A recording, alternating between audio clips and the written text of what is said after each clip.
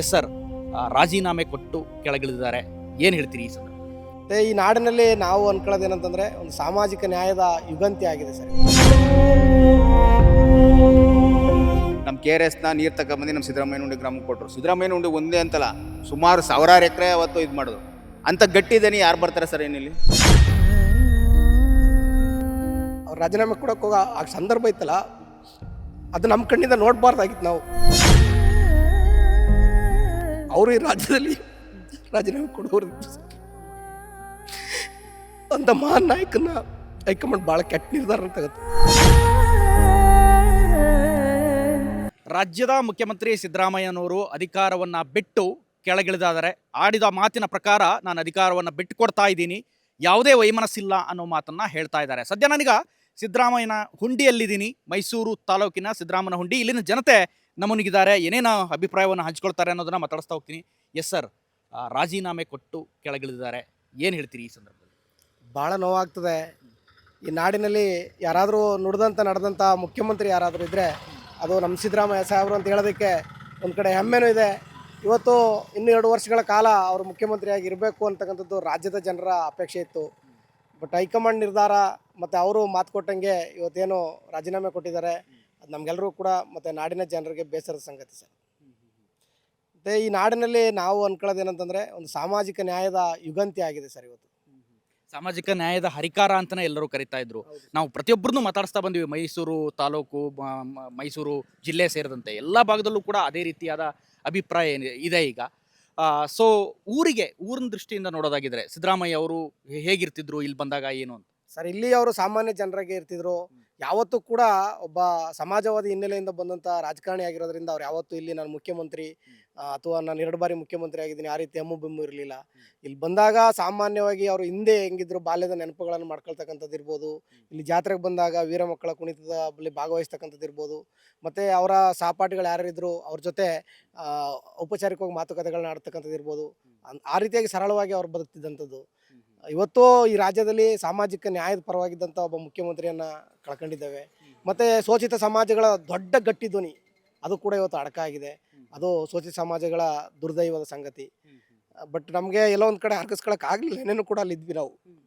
ಅವ್ರು ರಾಜೀನಾಮೆ ಕೊಡೋಕೆ ಹೋಗೋ ಆ ಸಂದರ್ಭ ಇತ್ತಲ್ಲ, ಅದು ನಮ್ಮ ಕಣ್ಣಿಂದ ನೋಡಬಾರ್ದಾಗಿತ್ತು. ನಾವು ಅಂಥ ಒಂದು ದುರದೃಷ್ಟದ ವ್ಯಕ್ತಿಗಳಾಗೋದ್ವಿ ನಾವು. ಅವರು ಈ ರಾಜ್ಯದಲ್ಲಿ ರಾಜೀನಾಮೆ ಕೊಡೋರು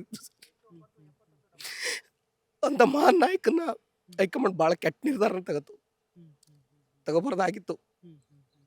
ಈ ರಾಜ್ಯದಲ್ಲಿ ಅಂಥ ನಾಯಕ ಯಾರಿದ್ದಾರೆ ಸರ್? ಬಡವ್ರ ಪರವಾಗಿ, ಸಾಮಾಜಿಕ ನ್ಯಾಯದ ಪರವಾಗಿ ಇವತ್ತು ಎಂಥ ಯೋಜನೆಗಳು ಕೊಟ್ಟರು ಸರ್. ದೇಶದಲ್ಲಿ ಇಲ್ಲೇ ಇರತಕ್ಕಂಥ ಯೋಜನೆಗಳು ಕೊಟ್ಟಂಥ ಮುಖ್ಯಮಂತ್ರಿ.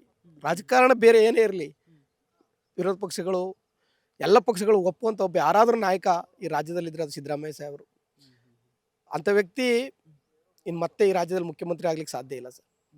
ಊರಿಗೆ ಬಂದಾಗ ಈಗ ಮುಖ್ಯಮಂತ್ರಿ ಅಂದರೆ ಒಂದಿಷ್ಟು ಗೊತ್ತು ನಿಮಗೆ, ಹಮ್ಮು ಬಿಮ್ಮು ಎಲ್ಲ ಇರುತ್ತೆ. ಆದರೆ ಪ್ರತಿಯೊಬ್ಬರು ಕೂಡ ಅದನ್ನೇ ಹೇಳ್ತಾ ಇದ್ದಾರೆ, ಸಾಮಾನ್ಯ ಜನರಂತೆ ಬರೀತಾ ಇದ್ರು ಅಂತ.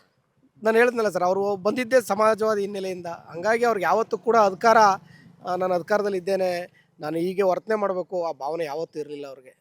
ಇವತ್ತು ಅವ್ರು ಕೊಟ್ಟಂಥ ಯೋಜನೆಗಳು ಯಾರು ಪರವಾದದ್ದು ಸರ್? 2,000 ರೂಪಾಯಿ ಗೃಹಲಕ್ಷ್ಮಿ. ಇವತ್ತು ಈ ನಾಡಿನ ಹೆಣ್ಮಕ್ಳು ಅಂಥ ಯೋಜನೆಯನ್ನು ನಿರೀಕ್ಷೆನೇ ಮಾಡಿರಲಿಲ್ಲ. ಅಂಥ ಯೋಜನೆಯನ್ನು ಸಮರ್ಪಕವಾಗಿ ಕೊಟ್ಟರು. ಶಕ್ತಿ ಯೋಜನೆ, ಅನ್ನಭಾಗ್ಯ, 2013ರಿಂದ 18 ಕೃಷಿ ಭಾಗ್ಯ, ಕೃಷಿ ಹೊಂಡ, ಮನಸ್ವಿನಿ, ಮೈತ್ರಿ, ಎಂತೆಂಥ ಯೋಜನೆಗಳು ಸರ್. ಸಣ್ಣ ಸಮಾಜಗಳಿಗೆ, ತಳಮಟ್ಟದ ಸಮಾಜಗಳಿಗೆ ನಿಗಮ ಮಂಡಳಿಗಳನ್ನು ಸ್ಥಾಪನೆ ಮಾಡ್ತಿರ್ಬೋದು. ಆದಿಜಾಂಬು ಅಭಿವೃದ್ಧಿ ನಿಗಮ ಇರ್ಬೋದು, ವಿಶ್ವಕರ್ಮ ಅಭಿವೃದ್ಧಿ ನಿಗಮ ಇರ್ಬೋದು.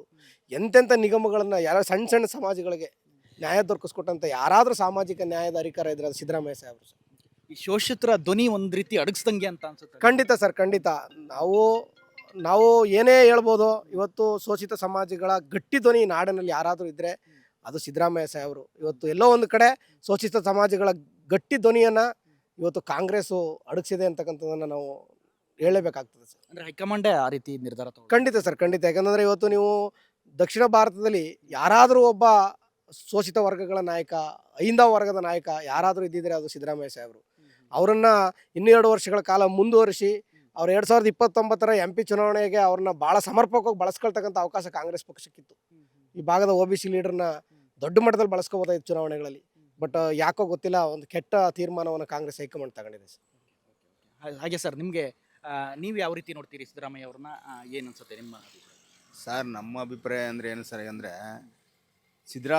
ಸಿದ್ದರಾಮಯ್ಯನವರು ಈ ಒಂದು ಹಳ್ಳಿಲಿ ಹುಟ್ಟಿ ಅವರು ಕುಗ್ರಾಮದಲ್ಲಿ ಹುಟ್ಟಿ ಇಡೀ ವಿಶ್ವಕ್ಕೆ ಪರಿಚಯ ಇವತ್ತು ಅವರು ಹೇಳಿ ಇಡೀ ವಿಶ್ವಕ್ಕೆ ಸಿದ್ದರಾಮಯ್ಯ ಅಂದ್ರೆ ಯಾರು ಅಂತ ಇಡೀ ವಿಶ್ವಕ್ಕೆ ಗೊತ್ತು ಅವರು. ಹಂಗಾಗಿ ಒಂದು ಕುಗ್ರಾಮದಲ್ಲಿ ಸಿದ್ದರಾಮಯ್ಯನುಂಡಿ ಗ್ರಾಮದಲ್ಲಿ ಹುಟ್ಟಿ ಸರ್ ಇವತ್ತು ಏನಾಗಿದೆ ಅಂದರೆ ನಮಗೆ ಎಲ್ಲೋ ಒಂಥರ ಅನ್ಯಾಯ ಆಯ್ತು. ಈಗ ಕಾಂಗ್ರೆಸ್ ಹೈಕಮಾಂಡ್ನವರು ನಮಗೆ ಅನ್ಯಾಯ ಮಾಡಿದ್ರು ಅಂತ ನಮ್ಗೆ ಅನ್ನಿಸ್ತದೆ ಸರ್. ಸಿದ್ದರಾಮಯ್ಯನವ್ರನ್ನ ಇನ್ನೂ ಒಂದು 2 ವರ್ಷ ಮುಂದುವರಿಸಬೇಕಾಯ್ತು. ಅವ್ರು ಯಾಕೆ ಈ ರೀತಿ ನಿರ್ಧಾರ ತಗೊಂಡ್ರು ಅಂತ ಗೊತ್ತಿಲ್ಲ. ಇಷ್ಟೊಂದು ಭಾಗ್ಯಗಳನ್ನು ಕೊಟ್ಟಿದ್ದಾರೆ, ಇವೆಲ್ಲ ಸಿದ್ದರಾಮಯ್ಯ ಅವರು ಇಳಿದು ಬಿಟ್ರೆ ಮುಂದುವರಿಯುತ್ತೆ ಅನ್ಸುತ್ತೆ ಸರ್ ನಿಮಗೆ? ಸರ್ ಇದು ಮಾಡ್ಕೊಂಡು ಹೋಗ್ಲೇಬೇಕು. ಕಾಂಗ್ರೆಸ್ಸು ಇದು ಏನು ಪ್ರಣಾಳಿಕೆಯಲ್ಲಿ ಕೊಟ್ಟಿರ್ತಾರೆ ಅದನ್ನು ಮಾಡ್ಕೊಂಡು ಹೋಗ್ಲೇಬೇಕಾಗುತ್ತೆ. ಈಗ ಏನಾಗಿದೆ ಅಂದರೆ ಸಿದ್ದರಾಮಯ್ಯನವರು 2013ರಿಂದ 18 ಗಂಟ ಒಳ್ಳೆ ಇದುಗಳು ಒಳ್ಳೆ ಇದು ಕೊಟ್ಟರು ಸರ್ ಜನಗಳಿಗೆ, ಸಮಾಜಕ್ಕೆ, ನಮ್ಮ ಏನು ಬಡವರ ಬಗ್ಗರುಗಳಿಗೆ ಏನಿದ್ದಾರೆ ಪ್ರತಿಯೊಂದು ಸಣ್ಣ ತಳಮಟ್ಟದಿಂದ ಕುಟುಂಬದಿಂದ ಹಿಡಿದು ಇವತ್ತು ಯಾರೋ ಒಂದು ಶ್ರೀಮಂತರಿಗಿದ್ದಾರೆ ಎಲ್ರಿಗೂ ಒಳ್ಳೊಳ್ಳೆ ಕಾರ್ಯಕ್ರಮಗಳು ಕೊಟ್ಟರು, ಒಳ್ಳೆ ಯೋಜನೆಗಳು ಕೊಟ್ಟರು. ಈಗ ನೋಡಿ, ಈಗ ಇಲ್ಲೇ ನೋಡಿ ಕೆರೆ ಅಭಿವೃದ್ಧಿ ಇರ್ಬೋದು, ನೀರಾವರಿ ಇರ್ಬೋದು. ನಾವು ನೋಡಿ ಸರ್, ನಾವು ನಿಜವಲ್ವ ನಾವು ಸಿದ್ದರಾಮಯ್ಯನುಂಡೆ ಇಲ್ಲಿ ನಾವು ಅದು KRS ನೀರನ್ನ ನಾವು ಕಂಡೇ ಇರಲಿಲ್ಲ. ನಾವು ಅವತ್ತು ಅವರು ಉಪಮುಖ್ಯಮಂತ್ರಿ ಆಗಿದ್ದಂಥ ಕಾಲದಲ್ಲಿ ನಮ್ಮ KRSನ ನೀರು ತಗೊಂಬಂದು ನಮ್ಮ ಸಿದ್ದರಾಮಯ್ಯನುಂಡಿ ಗ್ರಾಮಕ್ಕೆ ಕೊಟ್ಟರು. ಸಿದ್ದರಾಮಯ್ಯನುಂಡಿ ಒಂದೇ ಅಂತಲ್ಲ, ಸುಮಾರು ಸಾವಿರಾರು ಎಕರೆ ಅವತ್ತು ಇದು ಮಾಡಿದ್ರು. ಅಂಥ ಗಟ್ಟಿದನಿ ಯಾರು ಬರ್ತಾರೆ ಸರ್ ಏನಿಲ್ಲಿ? ಸಿದ್ದರಾಮಯ್ಯನವ್ರಿಗೆ ಸಿದ್ದರಾಮಯ್ಯನೇ ಸಾಟಿ ಸರ್, ಯಾರೂ ಇಲ್ಲ. ಸಿದ್ದರಾಮಯ್ಯನ ಈ ರೀತಿ ಅವರು ಇನ್ನೂ 2 ವರ್ಷ ಮುಂದುವರಿಸಬೇಕಾಯ್ತು. ಸಿದ್ದರಾಮಯ್ಯನವ್ರನ್ನ ಯಾವ ಕಾರಣಕ್ಕೂ ಅವರು ಬಿಟ್ಕೊಡ್ಬಾರ್ದು. ಅದೇನೋ ಅವ್ರು ಅವ್ರ ಮಾಸ್ ಲೀಡರ್ ಕ್ಲಾಸ್ ಆಗಿ ಇಳಿದು ಹೋಗ್ಬಿಟ್ರು ಅಂತ ಅನ್ಸುತ್ತೆ ಸರ್. ಇವತ್ತು ಸಮಾಜ ಏನಾಗಿದೆ ಗೊತ್ತಾ, ಕ್ಲಾಸ್ ಆಗಿದೆ ಸರ್. ನಾವು ನಿಜವಲ್ಲ ಅವ್ರು ಇಳಿತಿರೋದು ನೋಡಿ ಮೊನ್ನೆ ದಿನ ನಮಗೆ ಒಂಥರ ಭಾಳ ದುಃಖ.